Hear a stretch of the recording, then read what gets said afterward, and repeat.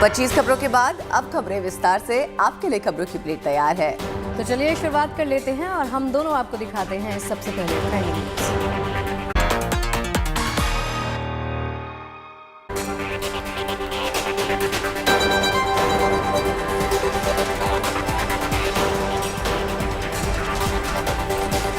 आज हो सकती है किसानों की वापसी। दोपहर 2 बजे किसान मोर्चा की होगी अहम बैठक।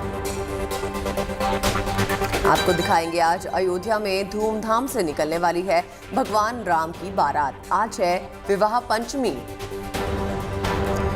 और अब बर्फीली ठंड में सेना ने दिखाया अपना दम। कश्मीर वैली में तीनों सेनाओं का संयुक्त युद्धाभ्यास। यूएई ने दुनिया के सामने पेश की मिसाल। एक हफ्ते में लोगों को करना होगा सिर्फ 4.5 दिन काम। सवाई माधोपुर में कैटरीना और विकी कौशल की शादी की हलचल बढ़ गई है। बॉलीवुड के नामी चेहरे पहुंचे बरवाड़ा फोर्ट। और चलिए उस मेगा शादी की बात करते हैं जिस पर हर किसी की निगाहें हैं और मैं और आदित्य तो बहुत बेसब्री के साथ इंतजार कर रहे हैं कि अंदर की फुटेज बाहर निकल कर आए, तस्वीरें कुछ दिखें। और देखिए सवाई माधोपुर का बरवाड़ा फोर्ट जो है वो इन दिनों सुर्खियों में है। विकी कौशल और कैटरीना की शादी में शरीक होने के लिए बॉलीवुड के तमाम चेहरे यहां पर पहुंच चुके हैं। कल ही विकी और कैटरीना एक दूसरे का हाथ थाम रहे हैं। चर्चा इस बीच में ये है कि शाहरुख खान, विराट कोहली, ऋतिक रोशन और अक्षय कुमार भी इस शादी में शरीक हो रहे हैं।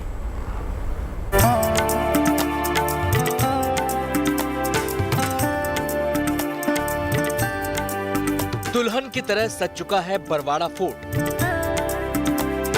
रात के वक्त रोशन हो जाता है सदियों पुराना किला। बॉलीवुड के 2 सितारों की शादी का गवाह बन रही है ऐतिहासिक धरोहर।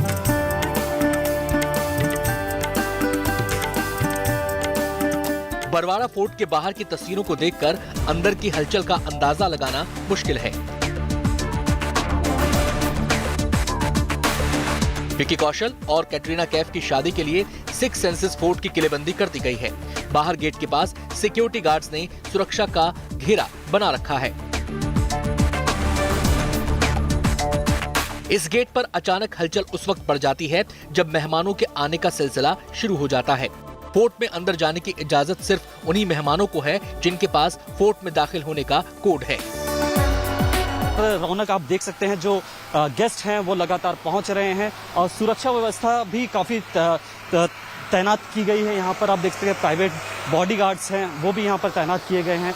जो पुलिस बल है वो भी यहाँ पे डिप्लॉय किया गया है। साथ ही फोर्ट के जो सिक्योरिटी गार्ड्स है वो भी यहाँ पर तैनात हैं। तो इस तरह 3 लेयर्स में जो सुरक्षा कर्मी है यहाँ पर तैनात है।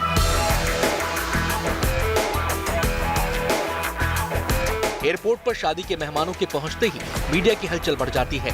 शादी की रस्मों में शामिल होने के लिए कैटरीना और विक्की के करीबी दोस्त पहुंच चुके हैं।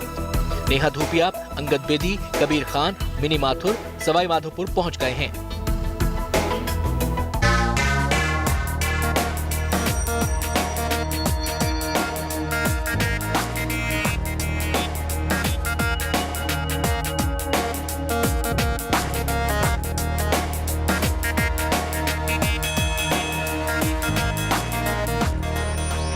शादी के लिए बरवाड़ा फोर्ट पहुंचे गुरदास मान ने एयरपोर्ट पर अपने ही अंदाज में विक्की और कैटरीना को शुभकामनाएं दी। विक्की और कैटरीना जी को मेरी तरफ से तेरी जोड़ी जीवे बे तेरी कोड़ी, जीवे बे तेरी जोड़ी जीवे।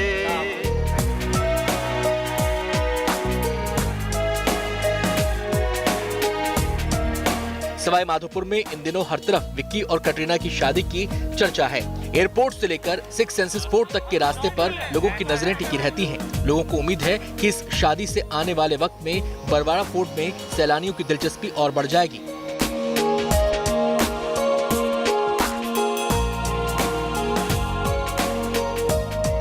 यहाँ पे कैटरीना कैफ की शादी हो रही है विक्की कौशल के साथ, पता तो होगा आपको? हाँ पता है, बहुत बढ़िया शादी हुई है, बहुत बढ़िया चमत्कार हो रही है बरवाड़ा की, सोच का बरवाड़ा की, और बहुत बढ़िया रोजगार मिल गया सबने। हाँ। बहुत अच्छा रोजगार मिल गया। अच्छा रोजगार मिल गया, इसके लिए आपको बहुत खुशी हो रही है? अच्छा बात। बरवाड़ा फोर्ट में बॉलीवुड सितारों की इस शादी को खास बनाने में कोई कसर नहीं छोड़ी गई है। मेहमानों और उनके सपोर्ट स्टाफ को ठहराने के लिए सवाई माधोपुर के कई होटल्स में बुकिंग की गई है। शादी में शामिल होने वाले मेहमानों को रणथंभौर में टाइगर सफारी कराने का इंतजाम भी किया गया है। कटरीना कैफ और विकी कौशल की शादी में जो मेहमान आएंगे वो मेहमान शादी तो देखेंगे ही, शादी की जो रस्में होंगी वो तो देखेंगे ही, लेकिन इसके अलावा स्टार कपल ने अपने वेडिंग गेस्ट के लिए एक और प्लान किया हुआ है, और वो ये कि जितने भी वेडिंग गेस्ट शादी में आएंगे वो सभी रणथंभौर नेशनल पार्क भी आएंगे। इस वक्त हमारी मौजूदगी भी इसी रणथंभौर नेशनल पार्क में है, और आपको बता दें कि ये वेडिंग वेन्यू से लगभग 35 किलोमीटर दूरी पर है। तो यही कारण है कि 2-3 दिन की छुट्टी लेकर जो भी मेहमान यहाँ पर शादी अटेंड करने आ रहे हैं उन्हें रणथंभौर नेशनल पार्क आने का भी मौका मिलेगा। ये बताइए, कटरीना और विक्की की शादी हो रही है और बहुत सारे गेस्ट जो है वो यहाँ भी आने वाले हैं, क्या तैयारियाँ हैं? मैडम जी, यहाँ पर जो प्रशासन की है तैयारियाँ हैं वो बहुत अच्छी है। उनकी सिक्योरिटी के लिए पूरा प्रशासन मुस्तैदी से तैनात हुआ है, और जो होटल उन्होंने ऑलरेडी बुक कर रखी है उनमें भी काफ़ी अच्छी व्यवस्था कर रहे हैं होटल वाले।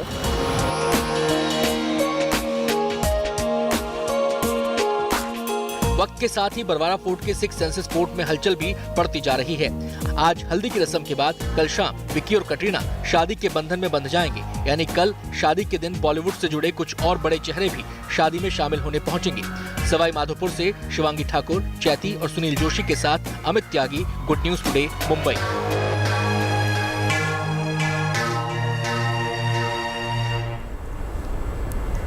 तो विकी कौशल और कटरीना कैफ की शादी को लेकर क्या अपडेट्स हैं, इसके लिए सीधा रुख करते हैं हमारे संवाददाता शिवांगी ठाकुर की तरफ। शिवांगी, क्या चल रहा है वहां पर? आज सुना है हाई टी है और इसी के साथ साथ मेहंदी का भी फंक्शन है आपके पास कोई जानकारी इसके लिए?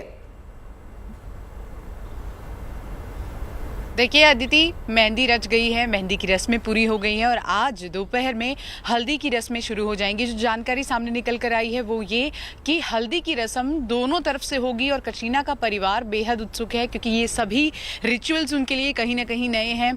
मेहंदी की अगर हम बात करें तो राजस्थान के सोवत से लगभग 400 कोन ऑर्गेनिक मेहंदी जो है वो मंगवाई गई थी, और ये सब जो सोवत के लोग हैं उन्होंने बाकायदा इसके लिए कोई चार्ज भी नहीं किया है, कटरीना को तोहफे के रूप में दिया है। मेहंदी की रस्म में भी काफ़ी मस्ती हुई, दोनों तरफ से मेहंदी हुई, और ऑफिशियली वेलकम जो है कटरीना का वो विकी कौशल के परिवार ने किया, जो जानकारी निकल कर आ रही है। और कल रात ही म्यूजिकल चेयर जो गेम है वो भी खेला गया, जिसमें ये जानकारी मिली है कि दूल्हे मियाँ जो है विकी कौशल वो हार गए। पंजाबी गानों पर कल भी थिरके थे ये लोग, आज भी थिरकेंगे, हल्दी की रस्म में भी होंगी। इसके अलावा और एक जानकारी सामने आई है कि ये स्टार कपल जब शादी करके वापस लौटेगा तब का इंतज़ार नहीं किया जा रहा है, अभी से ही इनको कई इंडोर्समेंट्स के लिए कांटेक्ट किया जा रहा है। देखिए अपने आप में एक बड़ी बात है, इंडिविजुअली देखें तो हम कटरीना और विकी कौशल का एक अपना ब्रांड वैल्यू है, लेकिन ये दोनों जब एक साथ एक मंच पर सामने आएंगे तो अपने आप इनकी ब्रांड वैल्यू बढ़ जाती है, और ये देखना भी होगा कि किसके लिए ये सबसे पहले ब्रांडिंग करेंगे। इसके अलावा परिवार में उत्साह है, और ये भी जानकारी सामने निकल कर आ रही है कि कुछ और ए लिस्टर्स आज यहाँ पर सवाई माधोपुर पहुँच सकते हैं शादी को अटेंड करने के लिए।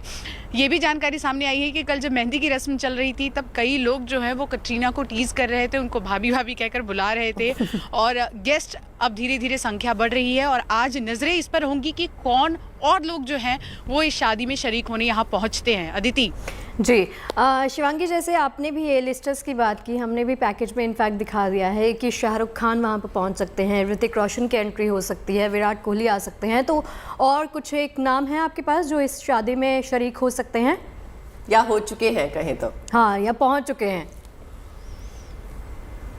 देखिए कई स्टार्स जो हैं वो तो कब का आ चुके हैं, चाहे वो पंजाबी सिंगर्स की हम बात कर ले, बॉलीवुड के कई सिंगर्स यहाँ पर आ गए हैं, नेहा धूपिया, अंगद बेदी, कबीर खान, मिनी माथुर, ये सभी करीबी लोग हैं। लेकिन बॉलीवुड में आपको पता है कि कटरीना भी बहुत अच्छा बॉन्ड शेयर करती हैं शाहरुख खान के साथ, अनुष्का शर्मा उनकी काफ़ी करीबी दोस्त हैं, और आपको याद होगा कि जब तक है जहाँ की प्रमोशन के दौरान हमने देखा था कि कटरीना ने कैसे इजहार किया था इस बात का कि जब उन्होंने अनुष्का की वेडिंग की तस्वीरें देखी तो उन्हें भी ऐसा लगा कि काश शादी जो है वो होनी चाहिए और बिलीव करते हैं। तो कहीं ना कहीं अनुष्का विराट के आने की संभावना जताई जा रही है, शाहरुख के भी आने की संभावना जताई जा रही है। ऋतिक रोशन बहुत अच्छे दोस्त हैं कटरीना के। हालांकि खान परिवार से यहाँ कोई भी नहीं होगा, सलमान खान खुद नदारद होंगे और ऐसा कहा जा रहा है कि उनके परिवार को न्योता नहीं दिया गया है। कारण सभी को पता है, एक वक्त में ये लोग करीबी दोस्त थे, लेकिन अब चीज़ें बदल गई हैं, तस्वीर बदल गई हैं। वहीं दूसरी ओर जो विकी कौशल के भाई हैं सनी कौशल, उनके लिए भी काफ़ी अहम समय है क्योंकि उनकी गर्लफ्रेंड भी पहुंच गई है। और कल ये जानकारी सामने निकल कर आ रही है कि जब मेहंदी की रस्में हुई तो बाकायदा उनको भी टीज किया जा रहा था, उनको भी कहा जा रहा था कि अब अगला नंबर आपका ही है। तो देखिए यहाँ रस्में शुरू हो गई हैं, जश्न शुरू हो गया है और लोगों के आने का सिलसिला अभी भी जारी है और बस इंतज़ार है कटरीना और विकी कौशल को दूल्हा दुल्हन के रूप में देखने का। अच्छा, मुझे एक बात बताइए शिवांगी, मैं और अदिति बड़ी डेस्परेटली आपके आने का वेट कर रहे हैं। मिठाई लेकर आएंगे वापस जब आएंगी स्टूडियो में, तो कुछ होगा आपके पास? देखिए अब ये तो डिपेंड करता है कि मिठाई मिलती है या नहीं। अगर मिलेगी तो मैं ज़रूर आप दोनों के लिए लेके आऊँगी। जो भाजी आप कहते हैं पंजाबी में जो शादियों में दिया जाता है, तो अगर वो मिला तो अपने शो के लिए भी हम लेकर आएंगे, दर्शकों को भी दिखाएंगे कि आखिर क्या क्या इनके पिटारे में है। लेकिन इंतज़ार करना होगा कि वो भी मिलता है या नहीं, क्योंकि तस्वीरें तो कहीं नहीं मिल रही हैं। ठीक है जी, अब हम रुक करते हैं हमारी संवाद इनको बना के रखते हैं। अदिति, सफारी का पूछ लेते हैं। कल ये सफारी करती हुई दिखाई दी थी, कितना मजा आया शिवांगी? देखिए बहुत मज़ा आया और टाइगर को ढूंढने में 3-3.5 घंटे कब बीत गए पता ही नहीं चला। और मुझे लगता है यही कारण है कि कटरीना और विकी कौशल ने अपने गेस्ट के लिए ये टाइगर सफारी जो है उसका खास इंतजाम किया है। देखिए अपने आप में बड़ी बात होती है, जब डेस्टिनेशन वेडिंग होता है तो आपको लगता है कि शादी के साथ साथ जो आसपास की जगह है उसको एक्सप्लोर किया जाए, लेकिन शादी की रस्मों में इतनी व्यस्तता होती है कि ऐसा हो नहीं पाता। लेकिन स्टार कपल ने काफ़ी कुछ सोचा है अपने मेहमानों के लिए और यही कारण है कि जो भी यहाँ आएगा वो टाइगर सफारी के लिए जाएगा। जो जानकारी सामने आई है वो ये कि आज 2 बजे से जो गेस्ट हैं वो टाइगर सफारी के लिए अलग अलग जोन में रणथंभौर की जो नेशनल पार्क है वहाँ निकलेंगे। और अब ये भी देखना होगा कि कितने गेस्ट वहाँ जाते हैं और कितने गेस्ट जो रस्में हो रही हैं उसमें शरीक होते हैं। तस्वीरें जब निकल कर सामने आएंगी तभी पता चलेगा। लेकिन जो रणथंभौर नेशनल पार्क है वहाँ से हमें ये जानकारी ज़रूर मिली है कि कई टाइगर सफारी के लिए जो बुकिंग्स हैं वो की गई हैं एडवांस में और अलग अलग जोन में बाकायदा जहां पर टाइगर के दिखने की ज्यादा संभावना होती है वहां पर ये बुकिंग्स की गई है। तो ये देखना होगा कौन जाता है इस टाइगर सफारी के लिए। जी, आई एम श्योर वहां पर आए गेस्ट जो हैं बहुत उत्सुक होंगे इस टाइगर सफारी के लिए और इनकी वेडिंग सेलिब्रेशंस के लिए। बहुत बहुत शुक्रिया शिवांगी हमारे साथ जुड़ने के लिए। हम आपसे यही दरख्वास्त करेंगे कि आप और ऐसी जानकारियां हमारे तक लाती रहे। वैसे तो शगुफ्ता देखो ना, सब कुछ पॉपुलर हो रहा है। Ranthambore national park, resort Badwara का रिजॉर्ट, बड़वारा का चाय वाला जिससे हमारी रिपोर्टर चैती ने बात की। मतलब जहाँ पर शादी होती है, वेन्यू होता है, वहाँ पर एक्चुअली में पॉपुलैरिटी सब चीज़ की बढ़ जाती है। हो जाती है बिल्कुल। और चलिए इस ग्रैंड शादी की बात तो होती रहेगी, अब आपको लेकर चलते हैं राम के धाम अयोध्या, जहां उत्सव का माहौल है क्योंकि आज है प्रभु श्री राम के विवाह का दिन।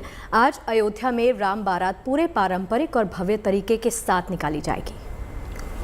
रघुनंदन बबुआ त्याग खेले, रघुनंदन बबुआ सजजो के तीर आज खेले, रघुनंदन बबुआ। प्रभु श्री राम की नगरी में गजब की सजावट है।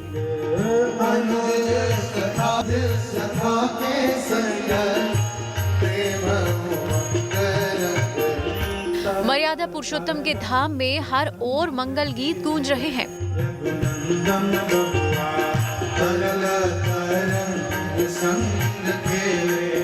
आज प्रभु श्री राम का विवाह है। आज अयोध्या धाम के 12 मंदिरों से धूमधाम से राम बारात निकलेगी। इस बारात में संत महंत सहित हजारों भक्त शामिल होंगे। राम विवाह की तैयारी बीते कई दिनों से चल रही थी। पूरी अयोध्या को जगमग रोशनी से सजाया गया है।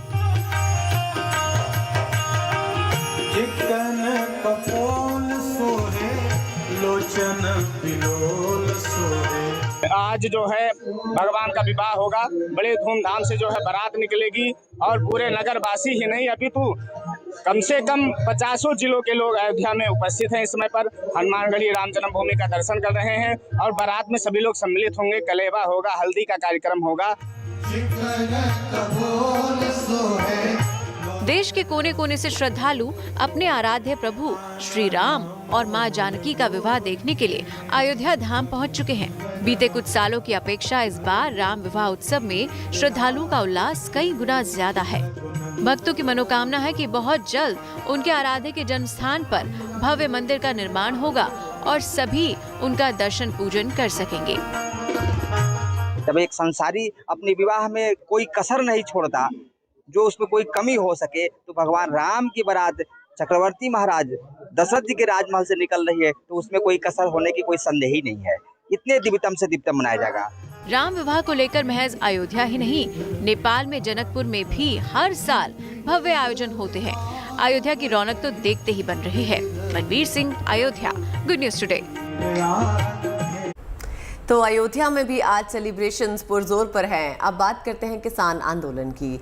कृषि कानून की वापसी के बाद से उम्मीद यही थी कि किसान आंदोलन वापसी का ऐलान कर देंगे, लेकिन किसानों के बीच कई बैठकों को कई दौर तक चलाना जरूरी भी था, लेकिन फैसला अभी भी नहीं हो पाया। अब माना जा रहा है कि किसान आज 2 बजे होने वाली मीटिंग के बाद आंदोलन वापसी का ऐलान कर सकते हैं।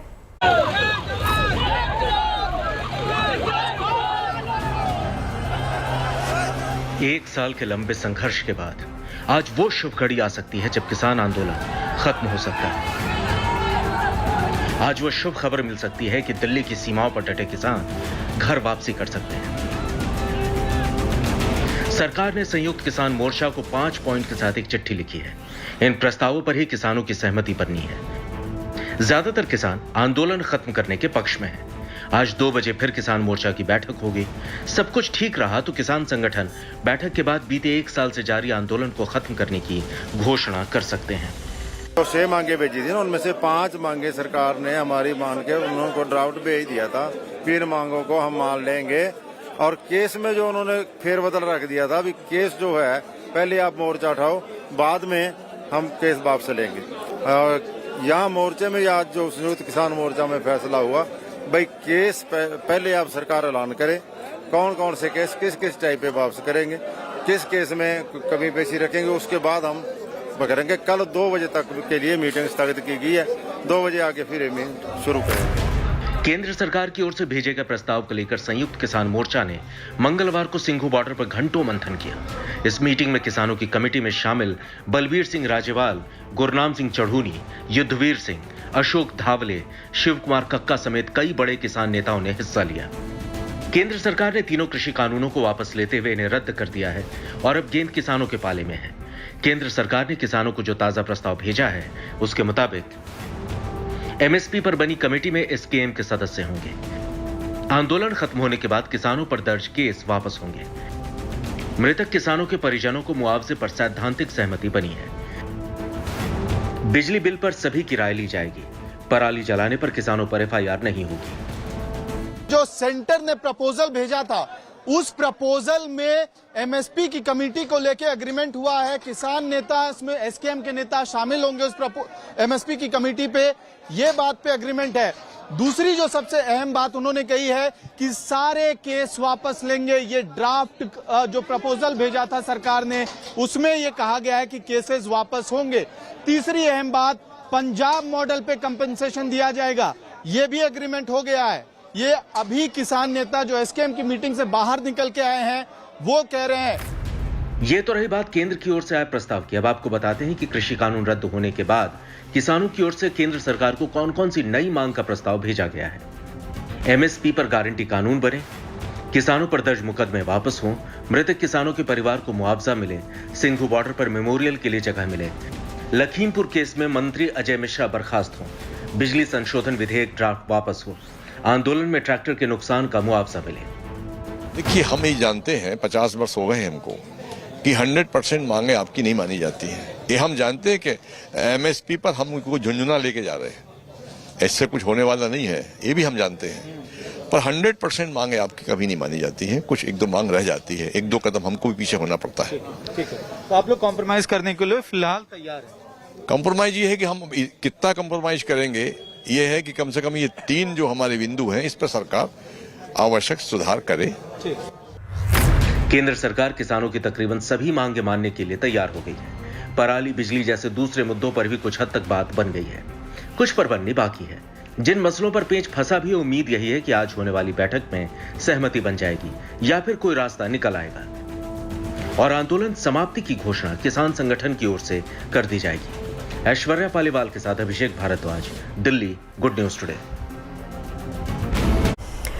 दुनिया के कई देशों में दस्तक देने के बाद कोरोना के नए वेरिएंट की एंट्री भारत में भी हो चुकी है, लेकिन यहाँ पर राहत वाली बात यह है कि इस वेरिएंट पर प्रहार के लिए रणनीति भी पूरी तरह से तैयार है।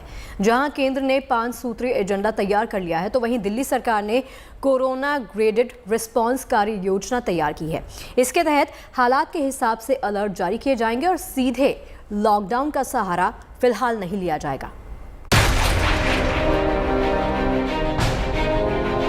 ओमिक्रॉन से मुकाबले के लिए दिल्ली तैयार है और दिल्ली सरकार का दावा है कि बगैर लॉकडाउन के ही वो ओमिक्रॉन को रोकने में कामयाब होगी। यानी अगर ओमिक्रॉन की वजह से तीसरी लहर आती है तो भी दिल्ली में पाबंदियां चरणबद्ध तरीके से लगेंगी। अभी आजकल 0.1 या उससे कम पॉजिटिविटी चल रही है पिछले 5 महीने से। पॉजिटिव केसेस जो हैं 50 के आसपास आ रहे हैं, 40, 50, 60 इसके आसपास चल रहे हैं और अभी तक नंबर वही है, पॉजिटिविटी रेट भी वही है। जैसे ही 0.5 पहुंचता है तो हमारी रेस्ट्रिक्शंस स्टार्ट होंगी। 0.5, 1% and 2% they are the major landmarks. Delhi सरकार का ग्रेडेड रिस्पांस प्लान यानी कि ग्रैप पहले से तैयार है, जिसे कोरोना केस बढ़ने के हिसाब से लागू किया जाएगा। इसके तहत 4 लेवल तय किए गए हैं। पहला लेवल येलो अलर्ट है, जो तब लागू होगा जब 2 दिनों तक कोरोना का संक्रमण दर 0.5% से ज्यादा होगा। इस लेवल पर दिल्ली हर तरह खुली रहेगी। दूसरा लेवल एम्बर अलर्ट है, ये तब लागू होगा जब लगातार 2 दिनों तक 1% से ज्यादा लोग संक्रमित होंगे। ऐसी स्थिति में भी दिल्ली में उद्योग धंधे खुले रहेंगे, बाजार भी खुले रहेंगे, साथ ही मॉल की दुकानें भी ऑड इवन के आधार पर खुली रहेंगी। जब लगातार 2 दिनों तक 2% से ज्यादा संक्रमण होगा, तब तीसरा लेवल यानी ऑरेंज अलर्ट लागू किया जाएगा। इसमें दुकानें, मॉल बंद हो जाएंगे, लेकिन ऐसे निर्माण कार्य चलते रहेंगे जहां मजदूरों के रहने की सुविधा हो।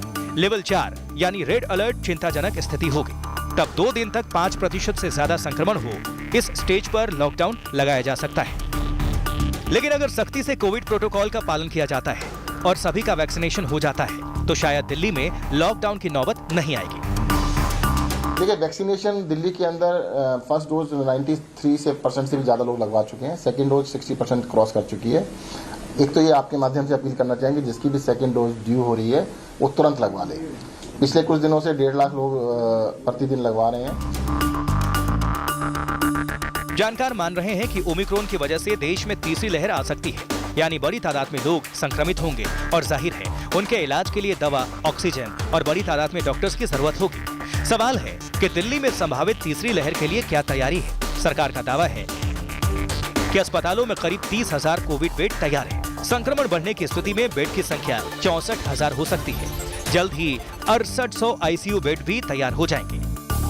कोरोना की दूसरी लहर की तरह ऑक्सीजन की कमी ना हो, इसके लिए सरकार सतर्क है। ऑक्सीजन का उत्पादन 121 मीट्रिक टन बढ़ाया गया है। 6000 ऑक्सीजन सिलेंडर का आयात किया गया है। साथ ही स्टोरेज के लिए 15 टैंकर्स मंगाए गए हैं। एलएनजेपी अस्पताल में तो पाइपलाइन से बेड तक ऑक्सीजन पहुंचाने का इंतजाम है।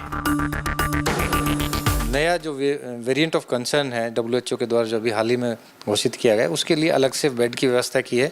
आइसोलेशन बेड्स 40 बनाए हैं, उनके लिए अलग से आईसीयू का भी हमने अरेंजमेंट किया है।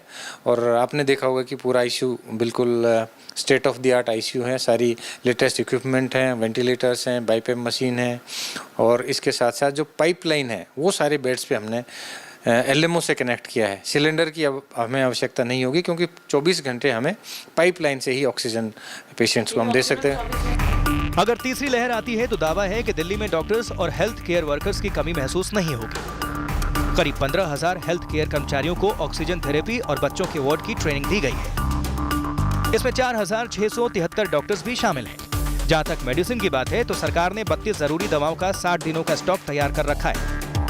इलाज में इस्तेमाल होने वाली मशीनों की भी खरीदारी की जा रही है। यानी हर मोर्चे पर दिल्ली सरकार की तैयारी मुकम्मल है। उम्मीद की जा सकती है कि अगर ओमिक्रॉन की लहर आती भी है तो दिल्ली उसका डटकर मुकाबला करेगी। तेजश्री पुरंदरे के साथ bureau report, good news today. Gulmarg की वादियों में जमी बर्फ पर कल सेना के तीनों अंगों ने जोरदार अभ्यास किया। इसका मकसद मुश्किल हालात में फौजी कार्रवाई की सेना की क्षमता को धार देना था।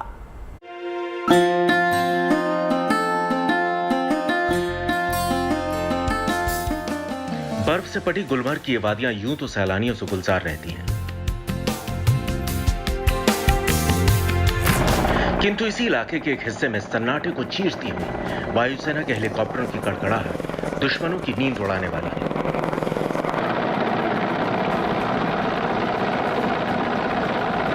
बर्फीली सतह पर हेलीकॉप्टर उतरता है और सेना के जवान अपने ऑपरेशन को अंजाम देने में जुट जाते हैं।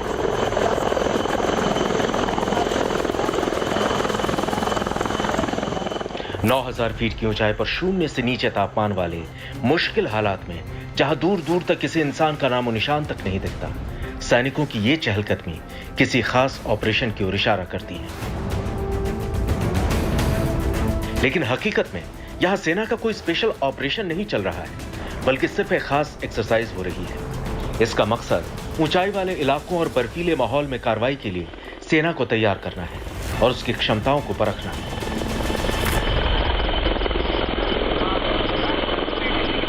The only thing I want to just say is that is for a long time that my birds were not in the air.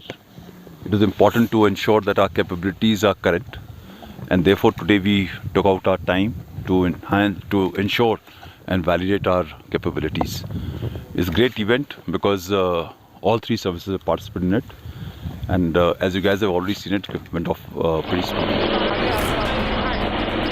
Kashmir में चिनार कोर की ओर से कराए जा रहे इस एक्सरसाइज में सेना के तीनों अंगों के जवानों ने हिस्सा लिया, ताकि ऐसे कठिन माहौल में एक साथ तालमेल बिठाकर योजनाबद्ध तरीके से किसी कार्रवाई को अंजाम देने में कोई दिक्कत ना हो और मिशन को पूरा करने के लिए संसाधनों का समुचित इस्तेमाल हो सके। खासतौर से नौसेना के विशेष दस्ते और मार्कोस कमांडो फोर्स के जवानों ने यहां अपने दमखम और काबिलियत की नुमाइश की।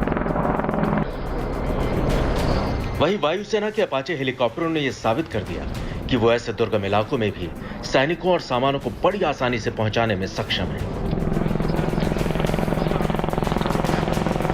थल सेना के जवानों ने भी मैदान जंग में वायुसेना और नौसेना के साथ तालमेल बिठाकर जमीन से आसमान तक दुश्मन को धूल चटाने के लिए रक्षा पंक्ति तैयार करने की अपनी क्षमता का शानदार प्रदर्शन किया।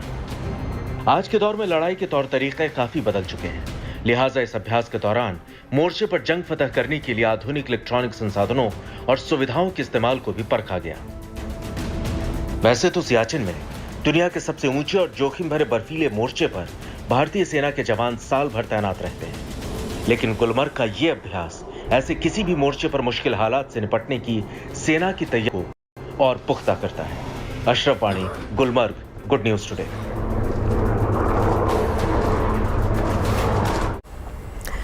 जल, थल और नभ, भारतीय सेना हर मोर्चे पर दुश्मन को मुंह तोड़ जवाब देने के लिए तैयार है। डीआरडीओ लगातार भारतीय सेना की शक्ति को बढ़ा रहा है और इसी सिलसिले में भारत ने कम रेंज की जमीन से हवा में मार करने वाली मिसाइल भी लॉन्च कर दी है। 3, 2, 1 now block 1 launch 2 में चंद्रका पेज डाउन कॉन्फर्म। उल्टी गिनती शुरू हुई। देखते ही देखते मिसाइल ने अपने लक्ष्य की ओर उड़ान भरी और पलक झपकते ही अपने लक्ष्य को निशाना बना लिया। Page down confirm. ये तस्वीरें ओडिशा के चांदीपुर की हैं। यहां VLSRSM यानी vertically launch short range surface to air missile का टेस्ट कामयाब रहा। डीआरडीओ के मुताबिक मिसाइल को बहुत कम ऊंचाई पर स्थित इलेक्ट्रॉनिक लक्ष्य को तबाह करने के लिए वर्टिकल लॉन्चर से दागा गया। VLSRSM पूरी तरह स्वदेशी मिसाइल है। इस मिसाइल की रेंज 50 से 60 किलोमीटर है। यह जमीन से ही हवा में मार कर सकती है। इसे भारतीय नौसेना के लिए डिजाइन और विकसित किया गया है। इसका मकसद समुद्री स्किमिंग टारगेट को तबाह करना है। समुद्री स्किमिंग के जरिए कम ऊंचाई पर उड़ान भरने वाली दुश्मन की मिसाइलें पकड़ में आने से बचने के लिए रडार और इंफ्रारेड तकनीक को चकमा देने की कोशिश करती है। इस तरह यह मिसाइल सरहदी इलाकों में हवाई खतरों को बेअसर करने में कामयाब होगी। मिसाइल के सफल परीक्षण पर रक्षा मंत्री राजनाथ सिंह ने ट्वीट करके डीआरडीओ और नौसेना को बधाई दी। उन्होंने भरोसा जताया कि यह मिसाइल हवाई खतरों के खिलाफ भारतीय नौसेना के जहाजों की रक्षा क्षमता में और इजाफा करेगी। VLSR-SAM का पहला टेस्ट 22 फरवरी 2021 को किया गया था। दूसरे ट्रायल का मकसद एक बार फिर इसकी क्षमता की पुष्टि करना था। इस टेस्ट में न सिर्फ मिसाइल की क्षमता को परखा गया, बल्कि इससे जुड़ी vertical launcher unit, canisterized flight vehicle और वेपन कंट्रोल सिस्टम की भी जांच की गई। इनका इस्तेमाल नौसेना के जहाजों से मिसाइलें दागने के लिए किया जा सकता है। Manjeet Negi, good news today. तो लंच टाइम में अभी हम दोनों आपको परोसेंगे और भी डिशेस, कहीं मत जाइएगा। जी हाँ, बने रहिए हमारे साथ, हम जल्दी लौटेंगे।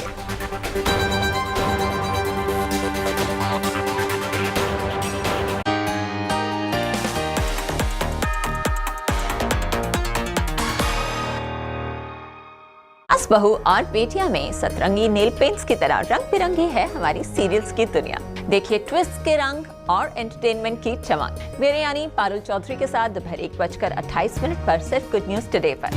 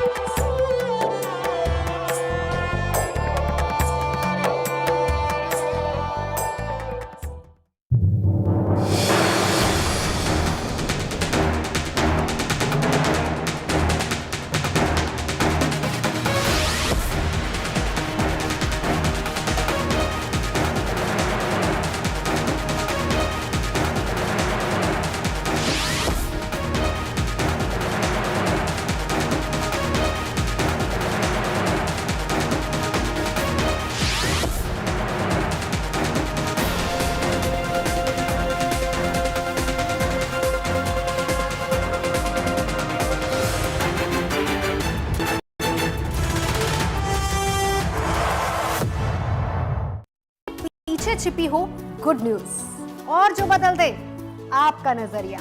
हम लेकर आएंगे ऐसी खबरें, अच्छी खबर, सच्ची खबर, हर रोज रात 8 बजे GNT पर।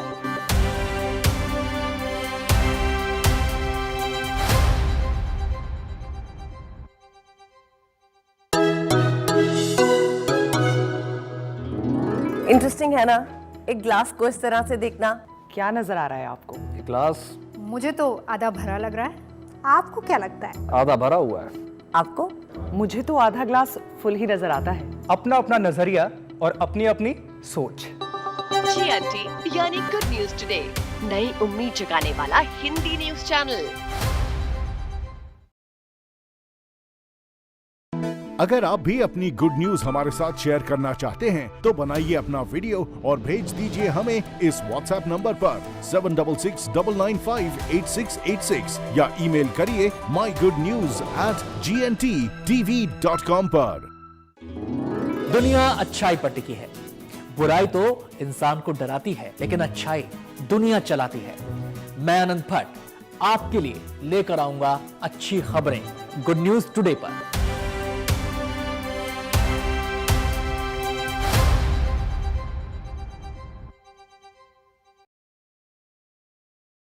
मुझे तकरीबन 21 साल हो गए पत्रकारिता करते। खबरों को समझना और उनको समझाना मुझे बहुत अच्छा लगता है। तो कुछ ऐसी खबरें समझेंगे और आपको समझाएंगे।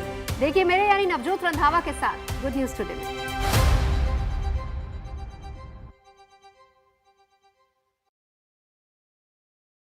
अगर आप भी अपनी गुड न्यूज हमारे साथ शेयर करना चाहते हैं तो बनाइए अपना वीडियो और भेज दीजिए हमें इस WhatsApp नंबर पर 7669958686 या ईमेल करिए mygoodnews@gntv.com पर। अगर आप भी अपनी गुड न्यूज हमारे साथ शेयर करना चाहते हैं तो बनाइए अपना वीडियो और भेज दीजिए हमें इस WhatsApp नंबर पर 7669958686 या ईमेल करिए mygoodnews@gntv.com पर। कौन है वो जो न्यूज को गुड न्यूज नहीं बनने देते? कौन है वो जो आपके चेहरे की मुस्कान को चुराते हैं? कौन है वो जो उपलब्धियों पर जश्न नहीं मनाते हैं? हम ढूंढ कर लाएंगे उन चेहरों को गुड न्यूज के गुनहगारों को। मैं आशुतोष चतुर्वेदी पूछूंगा उनसे 7 सवाल सिर्फ गुड न्यूज टुडे पर।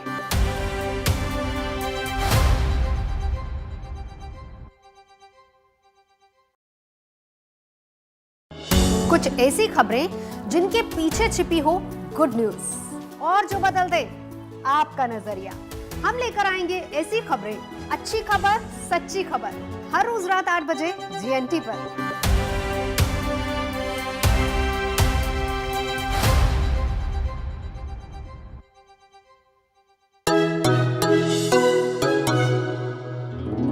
इंटरेस्टिंग है ना, एक ग्लास को इस तरह से देखना।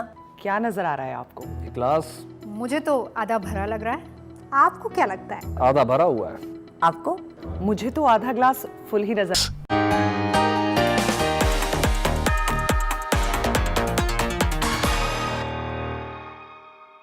तो लंच टाइम में और खबरों के लिए तैयार है, क्योंकि अब वक्त है उन वीडियोस का जो इन दिनों इंटरनेट पे खूब सुर्खियां बटोर रही हैं।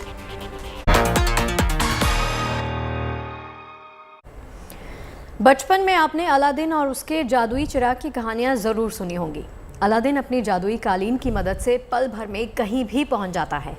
अलादीन का ये कालीन जब दुबई की सड़कों पर दिखा तो इसका वीडियो वायरल हो गया। एक यूट्यूबर ने पूरी तैयारी के साथ इस वीडियो को बनाया। मैजिक कार्पेट नाम से इस वीडियो को उन्होंने अपने चैनल पर अपलोड किया और वीडियो में यूट्यूबर ने अलादीन जैसे कपड़े ही पहन रखे हैं। ये वीडियो इंटरनेट पर देखते ही देखते वायरल हो गया और लोगों को खूब पसंद आ रहा है। माँ को बिल्कुल बर्दाश्त नहीं कि उसके बच्चे पे कोई हाथ उठाए। बंदरों के एक परिवार का एक वीडियो सोशल मीडिया पे खूब शेयर किया जा रहा है। इस वीडियो में एक छोटे बंदर को कोई बड़ा बंदर अपनी तरफ खींच रहा है और ये देखते ही छोटे बंदर की माँ अपने बच्चे को सीने से लगा लेती है। ये देखकर परिवार का मुखिया भी वहां पहुंच जाता है। तंजानिया के इस भाई बहन की जोड़ी एक बार फिर से सोशल मीडिया पे धमाल मचा रही है। इस बार एक नए गाने पर दोनों ने लिपसिंग की है। वीडियो में भाई डांस करता भी दिखाई दे रहा है। एक बार फिर इनका ये वीडियो खूब शेयर किया जा रहा है।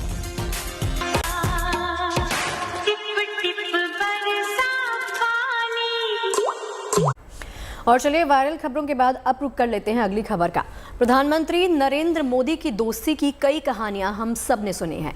आज आपको प्रधानमंत्री मोदी और पुतिन की दोस्ती के सबसे ताज़ा रंग से रूबरू करवाते हैं। दरअसल भारत दौरे के दौरान प्रधानमंत्री मोदी ने राष्ट्रपति पुतिन के साथ उनको एक खास तोहफा दिया। इस स्वदेशी गिफ्ट को पाकर पुतिन भी गदगद दिखाई दिए। क्या है वो तोहफा, चलिए आपको दिखाते हैं। प्रधानमंत्री नरेंद्र मोदी और रूस के राष्ट्रपति व्लादिमीर पुतिन जब मिलते हैं तो इनकी दोस्ती का रंग देखते ही बनता है। 2 दिन पहले दिल्ली में दोस्ती का ये रंग और चटक नजर आया।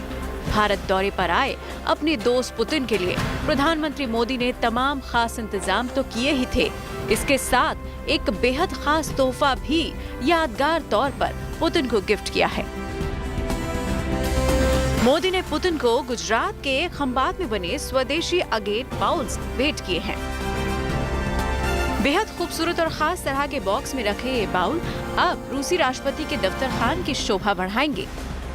इन बाउल्स की खासियत है कि ये एक ही पत्थर से बने हैं और उसमें किसी तरह का कोई ज्वाइंट नहीं है। अगेट या अकीक गुजरात के खंबात में बने एक बेहद ही अलग तरह के कीमती स्टोन है जो और कहीं नहीं पाए जाते। इनका इस्तेमाल गहनों में स्टोन के तौर पर भी किया जाता है। पुतिन और मोदी के बीच तोहफे लेने और देने का यह सिलसिला नया नहीं है। अब जरा इन तस्वीरों को भी देख लीजिए। 2015 में पीएम मोदी पुतिन के मेहमान थे। उस समय भी राष्ट्रपति पुतिन ने पीएम मोदी को 2 खास गिफ्ट्स दिए थे। पुतिन ने प्रधानमंत्री मोदी को बंगाल की 18वीं सदी की एक तलवार और महात्मा गांधी की डायरी का एक पेज उपहार में दिया था। पन्ने पर राष्ट्रपिता ने अपने हाथ से कुछ नोट लिखे थे। दोस्ती का रंग महज पुतिन और पीएम मोदी के बीच ही नहीं जमा, बल्कि राष्ट्रपति पुतिन के साथ आए रूस के रक्षा मंत्री सरगेई शोइगु को भारत के रक्षा मंत्री राजनाथ सिंह ने भी कई तोहफों से नवाजा।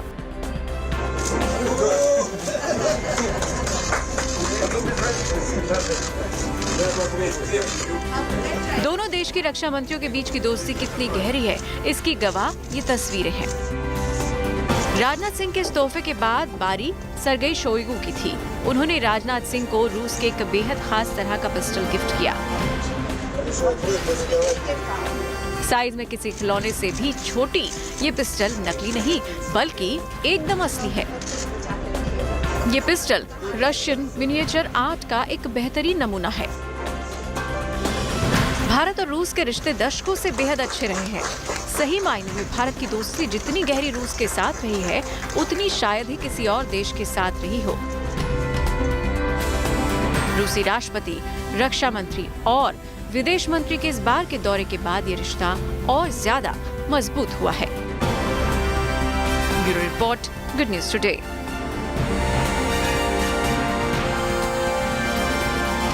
चलिए अब आपको भारतीय रेलवे के उस अनूठे सफर पे लिए चलते हैं जिसने तमाम पड़ाव तय किए हैं। अगर आप दिल्ली आए हैं और रेल भवन गए हैं तो आपकी नजर ऐतिहासिक रेल इंजन पे जरूर गई होगी। अब इस 103 साल पुराने इंजन को रेल संग्रहालय भेज दिया गया है। उसकी जगह पर रेल भवन में नए हाई स्पीड इंजन के मॉडल को लगाने की तैयारी है। देखिए दिलचस्प रिपोर्ट।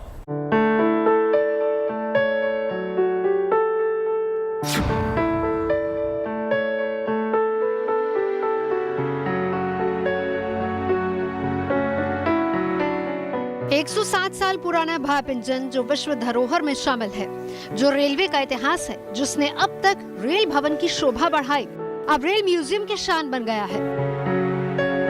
ऐसे भाप इंजन सिर्फ मूवीज में ही नजर आते हैं, लेकिन इसकी खासियत की वजह से 1914 में बने इस इंजन को म्यूजियम में शिफ्ट कर दिया गया है। रेलवे के इतिहास को अगर आपको समझना है तो रेलवे के इंजनों की जानकारी आपको होनी बेहद जरूरी है। शायद यही वजह है कि समय समय पर पुराने हो चुके इंजनों को रेलवे रेल म्यूजियम में शिफ्ट कर देता है, आम जनता जिससे समझ पाए कि आखिर रेलवे का इतिहास कितना पुराना है और कितना विशाल है, और उसकी बारीकियों को जानने के लिए ये बेहद आसान तरीका है। अब तक इस इंजन को रेल भवन में रखा हुआ था। रेल भवन में आम आदमी को आसानी से आने जाने की अनुमति नहीं होती, लेकिन रेल म्यूजियम में कोई भी आ जा सकता है और स्टीम इंजन का दीदार कर सकता है। इसके बारे में तमाम जानकारी भी ली जा सकती है। ये दार्जिलिंग हिमालयन रेलवे का 789 इंजन है जो विश्व धरोहर की सूची में शामिल है। 1914 में इस भाप इंजन को ग्लासगो में तैयार किया गया था। इसे विशेष तौर पर पहाड़ों में चलने के लिए बनाया गया और आजादी मिलने के बाद इस इंजन को दिल्ली लाया गया। तब से अब तक इस इंजन को रेल भवन में ही रखा गया था। रेल भवन में स्थापित किया गया था भारतीय स्टीम एरो को दिखाने के लिए। उसके उपरांत ये लोको अब यहाँ पर स्थापित NRM में ट्रांसफर कर दिया गया है, ज़्यादा से ज़्यादा आम जनता के व्यू के लिए। और ये 1925 में ये बना था। वैसे इस बदलाव की वजह ये भी है कि रेल भवन में स्टीम इंजन की जगह हाई स्पीड ट्रेन के रेप्लिका को लगाया जा रहा है। दरअसल भारतीय रेलवे नए युग में विकास की ओर बढ़ रहा है और इसी को दिखाने के लिए स्वदेशी वंदे भारत ट्रेन की रेप्लिका को रेल भवन में लगाया जाएगा, जो रेलवे में भारत की विकास की रफ्तार को दिखाएगा। वंदे भारत ट्रेन भारत की पहली स्वदेशी सेमी हाई स्पीड ट्रेन है जो 100 किलोमीटर प्रति घंटे की स्पीड से चलती है। इस ट्रेन को 2018 में बनाया गया था और 15 फरवरी 2019 को पहली वंदे भारत एक्सप्रेस को हरी झंडी दिखाई गई थी। अगस्त 2022 तक भारतीय रेलवे की कम से कम 10 नई स्वदेशी semi high speed Vande Bharat express ट्रेनों को चलाने की योजना है, जिससे देश के लगभग 40 शहरों को जोड़ा जाएगा। अब रेल भवन में रेप्लिका लगेगा हाई स्पीड रेलवे के इंजन का, जो समझाएगा कि रेलवे लगातार हाई स्पीड के साथ अब आगे बढ़ी है, नई गति के साथ रेलवे आगे बढ़ी है। लेकिन रेलवे के इतिहास को अगर समझना होगा तो इस इंजन को समझने के लिए यहाँ पर तमाम लोगों को जानकारी दी जाएगी और बताया जाएगा कि 103 साल पुराने इस इंजन का आखिर खासियत क्या है और किस तरीके से रेलवे अपने इतिहास को सजोए हुए है। कैमरा पर्सन वकार के साथ Arun Sinha, good news today के लिए। और चलिए एक ऐसी खबर आपको दिखाते हैं जो उम्मीद जगाती है और एक बेहतर कल का रास्ता बनाती है। ऐसी ही एक खबर कोलकाता से सामने आई है, जहां 200 साल से ज़्यादा पुराने इंडियन म्यूजियम में एक अनोखा सा प्रयोग किया गया। यहां पर नेत्रहीनों को पेंटिंग्स का एहसास कराने के लिए उनके 3D मॉडल बनाकर रखे जा रहे हैं। देखिए हमारी ये खास रिपोर्ट।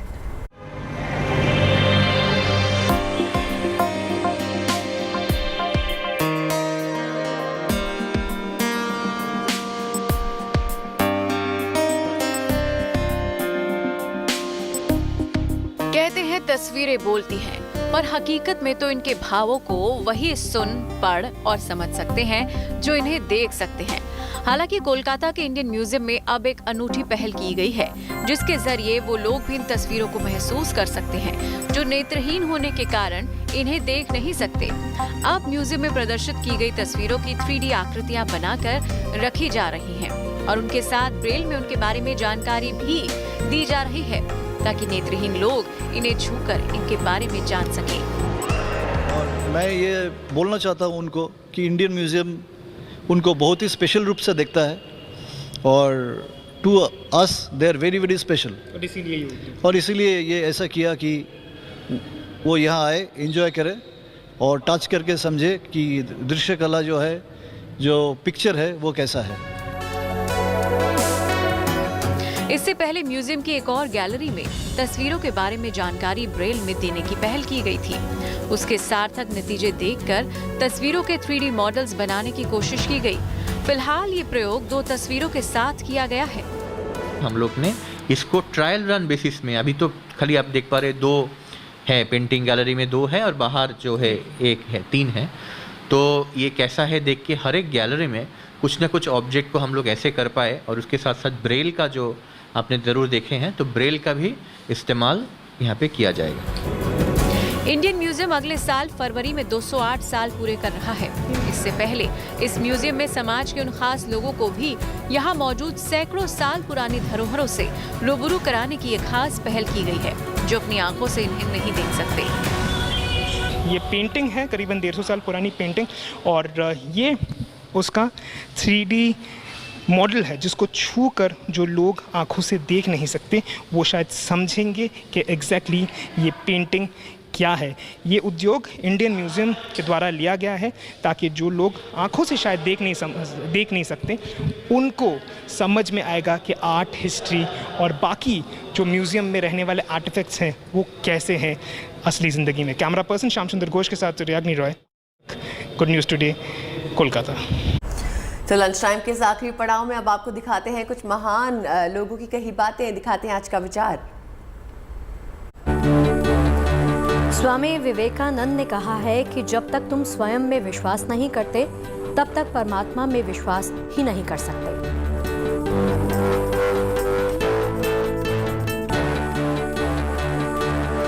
तो उम्मीद करते हैं खबरों के इस लंच टाइम में आपको पेट भर जानकारियां मिल गई होंगी, और कल एक बार फिर से आपके साथ मुलाकात होगी दिलचस्प इंटरेस्टिंग मेन्यू के साथ। तब तक अपना बहुत ख्याल रखिए और देखते रहिए गुड न्यूज़ टुडे।